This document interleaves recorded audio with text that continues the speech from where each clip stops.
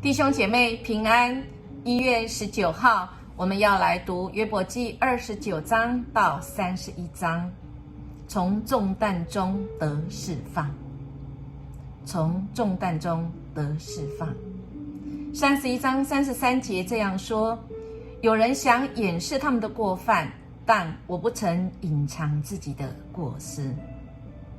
亲爱弟兄姐妹，我们看到约伯，他在29章的时候，他回想起自己跟神的关系，他的心中是从那低潮又能够恢复那个很好的心情，不在那低落里。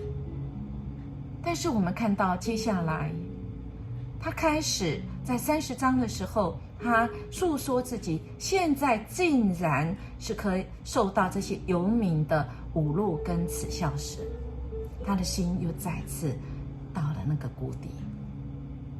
因为约伯他开始自哀自怜，说我曾经常常来帮助这些苦难的人，而我如今落到这样的场景，我不是那个帮助那苦难的人，然后我可以带来好处吗？但苦难竟然来临，他孤独痛苦，只能悲哀哭泣。当约伯在那边叹息自己善有恶报，他的心就不再像他对着神来感恩他曾经跟神的那个亲密的关系。亲爱的弟兄姐妹，从约伯里面，我们再次今天学习到，如果如今我们的重担要让我们没有办法喘息，好不好？我们要像约伯刚刚开始29章那样子，想起神跟我的美好关系，他给我的方向、健康、儿女、财富。